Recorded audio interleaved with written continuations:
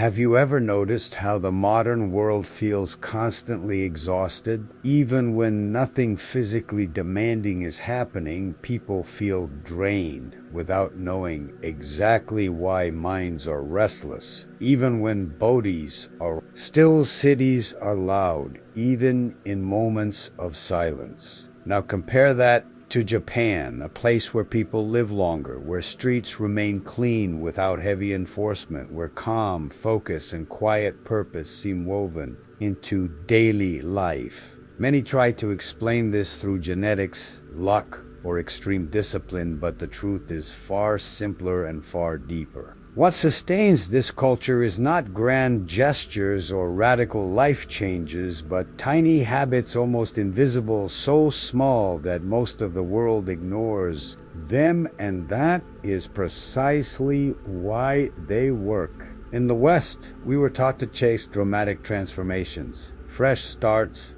bold reinventions. As if life could change overnight, we create big resolutions, impossible routines, ambitious plans, and when we fail to maintain them, we assume the problem is us. Japan sees this differently. Change does not need to be big. It only needs to be consistent. It does not need to be visible. It only needs to continue. There is a Japanese saying that the nail that sticks out gets hammered down, and many interpret this as suppression of individuality. But there is another quieter truth beneath it. When everyone moves in harmony, the entire society rises. It is not about erasing who you are, but aligning your actions with something larger than ego. And that is how a culture grows without noise. What you're about to explore are not hacks, rituals, or exotic secrets. They are simple principles woven into everyday life, habits so subtle they feel insignificant, yet repeated daily over years. They shape healthier bodies, calmer minds, and longer, more meaningful lives. They do not demand extreme willpower, motivation, or inspiration. They work even when you feel unmotivated because they require presence, not force. The thing Japan understood is that life does not transform all at once. It is sculpted slowly, like water shaping stone, patient, gentle, relentless. And that brings us to the first habit, the foundation beneath all others. A concept so simple, it is often dismissed, yet so powerful. It has built companies, cultures, and entire ways of life before trying to change who you are. Japan teaches you to change something microscopic today, something so small. You have no excuse not to do it. This is where everything truly begins, not with struggle, not with sacrifice, but with continuity. And once you understand this, the rest of this journey will unfold naturally in Japan. There's a quiet mistrust of sudden transformation. Anything that changes too fast is seen as unstable, superficial, or fragile. And this is not pessimism, it is observation. Nothing that grows strong is born from an explosion. Trees do not grow overnight. Strength is not built in a single workout. Wisdom does not appear from one insight. That is why Japan developed a philosophy that works beneath motivation and emotion, a principle that does not rely on discipline or excitement. This principle is called Kaizen, and it does not ask you to change your life. It asks you to improve something so small it feels almost meaningless today. Kaizen means continuous improvement, but not in the dramatic way. The West imagines it is not about becoming a new person, abandoning your life, or forcing massive routines. It is about reducing change until it becomes impossible to resist. Instead of asking how to transform your life, Kaizen asks, what is the smallest possible action that still moves you in the right direction? Not an hour at the gym, but 1 minute. Not a perfect diet, but one better choice. Not 50 pages, but one single page, small enough to bypass resistance, small enough to avoid self-sabotage, small enough that your brain does not sound the alarm, and that is why it works. The mind fears big change because it threatens survival, but it barely reacts to microscopic shifts. A small step does not require courage, negotiation, or motivation. It simply happens, and when something happens, every day it begins to shape identity, not just results. In Japanese companies, this idea built global success not by chasing greatness, but by refining details. 1 second faster, 2 centimeters closer, 1 step removed. Over time, these invisible improvements compound into something extraordinary. To outsiders, it looks like magic, but it is simply patience multiplied by consistency. The West dismisses what it cannot see. Immediately, we crave visible progress, applause, and proof that we are improving. Kaizen offers none of that. It offers something far more uncomfortable for the ego's silent progress. No one celebrates a single push up a single page. Read a 10-minute earlier bedtime, but your body notices, your mind notices, your future notices. Kaizen does not make you feel like you are changing. It changes you while you live, and there is something deeper happening. Each small action sends a message to the brain. I am someone who continues. I am someone who cares. I am someone who does not quit. Identity is stronger than motivation. Motivation fades. Identity endures. When you live Kaizen long enough, one day you look back and realize you became someone else without ever forcing it. And that is why Kaizen is not just a habit, it is the foundation, because without it, every philosophy becomes weight with it. Even the smallest action becomes destiny. There is a silent moment that visits many people without warning, usually late at night, when everything seems fine on the outside, yet empty on the inside. It is not a breakdown, it is not drama, it is a slow erosion, a feeling of being busy without being alive, or moving without direction in Japan. This feeling is not treated as weakness, it is understood as misalignment between the life you are living and the reason you wake up each day. This is where Ikigai enters. Ikigai is not your job, not your title, not your success in the eyes of others. Ikigai is what makes your body want to continue. It is the quiet pull that gets you out of bed even when no one is watching, even when there is no applause, no reward, no recognition. In places like Okinawa, where ordinary people often live past 100 years old, almost everyone can name their Ikigai, not as a rehearsed answer, but as something simple and natural. Some say it is tending a garden, others teaching a skill, others preserving tradition, cooking for family, fixing things with their hands. It is not grand, it is true, and truth is powerful. When a person has a reason to continue, the body cooperates. Science has begun to observe this, but Japan has lived it. For centuries, people with purpose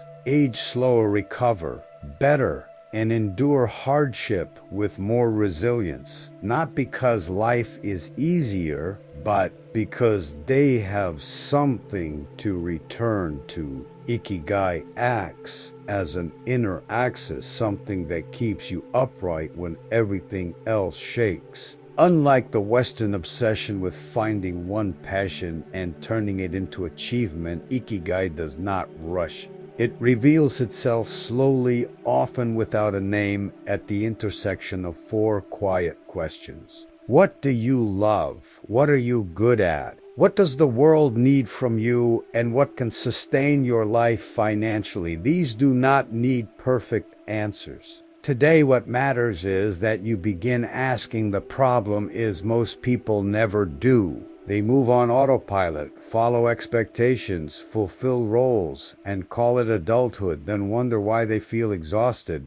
Ikigai does not appear in noise. It appears in listening. It demands honesty, patience, and time. It is not discovered through tests or trends, but through attention to what gives you energy instead of draining it. There is a difference between ambition and Ikigai. Ambition wants to arrive. Ikigai wants to continue ambition, depends on outcomes. Ikigai is sustained by the act itself. When you live aligned with Ikigai, the future stops feeling like pressure and starts feeling like an extension of the present. You are no longer waiting for life to begin. You are already inside it. And perhaps the most important question is not who you want to become, but what makes you feel alive even on ordinary days. Japan understood that a long life is not built on health alone, but on having a reason to exist tomorrow. Without that, any habit becomes obligation with it. Even effort feels light in much of the modern world. The body is treated like a problem to be fixed, controlled, optimized, and pushed beyond its limits. Food becomes guilt, rest becomes laziness, and exhaustion becomes a badge of honor. Japan learned a different lesson long ago. The body is not an enemy, it is an intelligent system that only asks to be heard. 2 simple habits reveal this wisdom with quiet clarity. The first is Hara Hachibu, the practice of eating until you are 80% full, not stuffed, not heavy, just enough. In Okinawa, people say this phrase before meals as a reminder of awareness, because the brain takes time to recognize fullness. When you eat until you feel full, you have already eaten more than you need. That small excess repeated daily turns into inflammation, fatigue, weight gain, and faster aging. Hara Hachibu is not restriction, it is respect. It means slowing down, chewing with attention, putting the utensil down, and noticing when hunger has faded but habit remains. This tiny pause protects the body for decades without force or deprivation. The second habit works on the nervous system itself. Shinrin, Yoku, or forest bathing, it is not exercise, not productivity, not a challenge. It is simply being among trees, walking slowly, breathing deeply, allowing the body to exit survival mode. In Japan, doctors prescribe this as real medicine, not metaphor. When people spend time in nature, stress hormones drop, blood pressure lowers, immunity improves, and the mind settles. Scientists believe this is partly due to compounds released by trees that signal safety to the body, shifting it from fight or flight into rest and repair. But the true power of Shinrin Yoku is not the forest itself, it is the absence of distraction, no phone, no music, no goal, just presence, noticing light through leaves, the sound of wind, the rhythm of breath in a world that constantly pulls attention outward. This habit restores what is being quietly depleted. Hara Hachibu teaches you to stop before excess Shinrin. Yoku teaches you to stop before collapse. Together, they reveal something profound. Longevity is not created by doing more. It is preserved by crossing fewer limits. When you respect the natural signals of the body, it stops resisting and starts supporting you, and over time, this quiet cooperation becomes strength. At some point in life, the exhaustion no longer comes from effort, but from the constant attempt to appear fine, strong, and complete. Japan understood this long before the modern world learned how to perform happiness. Wabi Sabi is the foundation of this understanding, not as an aesthetic, but as a way of seeing reality. It is the acceptance that nothing is permanent, nothing is perfect, and nothing is ever truly finished in the West. Imperfections are treated as flaws to be hidden, but Wabi Sabi sees them as evidence of life. A worn object is not ruined. It is experienced. The mistake is not shame. It is movement. A face marked by time is not failure. It is history. When this perspective settles, in comparison loses its grip, anxiety softens, and the need for approval fades, you stop chasing an illusion and start inhabiting what is real. But acceptance alone is not enough, and this is where Gaman enters. Gaman is endurance with dignity, the ability to move through difficulty without turning pain into identity. It is not denial of emotion, and it is not silence out of fear. It is the quiet strength that says, "This is hard, and I will continue anyway," without spectacle, without complaint, without surrender. In a culture where suffering is often broadcast, Gaman reminds you that strength does not require an audience. It keeps hardship from defining who you are. When this inner stability meets the external world, Omotenashi emerges, a form of thoughtful empathy that considers others before the self. It appears in small gestures, speaking softly, leaving spaces better than you found them, sensing needs before they are voiced. Omotenashi is not politeness as performance. It is awareness as responsibility. It recognizes that every action creates ripples. And when people act with consideration, trust grows, stress falls, and life flows more smoothly. And finally, there is Kintsugi, the most powerful symbol of all. When something breaks, it is not discarded, it is repaired with gold, making the cracks visible, and honored. The object becomes more valuable, not despite its fractures, but because of them. Kintsugi is a mirror for the human experience. You will break, you will fail, you will suffer these moments. Do not diminish you, they shape you. When you rebuild with honesty, those fractures become lines of strength. The strongest people are not those who never break, but those who break and integrate what they have learned. Japan did not build longevity by avoiding pain, but by relating to it wisely. Not hiding imperfection, not dramatizing struggle, but transforming experience into depth. You do not need to adopt everything at once. Choose one small act, one quiet adjustment, one moment of acceptance. Real change arrives without noise, and over a lifetime that silence becomes stability, meaning, and strength. If you step back and look closely, nothing you have seen here requires special talent, perfect discipline, or extraordinary circumstances. That is the most unsettling part. These principles are not rare. They are simply ignored. Kaizen teaches that real progress is quiet. Ikigai reminds the body why it wants to continue. Hara. Bu protects the future with a pause of seconds. Shinrin Yoku restores what the modern world constantly drains. Wabi. Sabi releases the lie of perfection. Gaman builds strength without noise.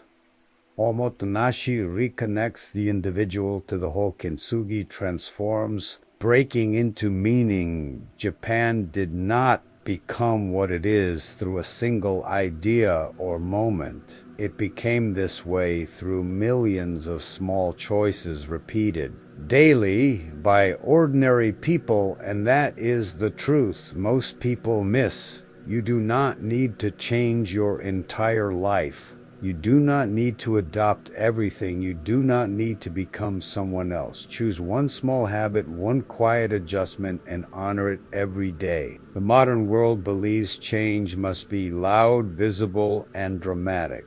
Japan understood that the most powerful transformations happen when no one is watching. Over time, this creates something money, speed, and status cannot buy: inner stability. A mind no longer at war with itself, a body that ages with dignity, a sense of purpose that does not shout but sustains. If there is one lesson to take from this, it is simple and difficult. Do less, but do it consistently. Respect the process, trust time, because in the end, it is not the big decisions that shape who you become.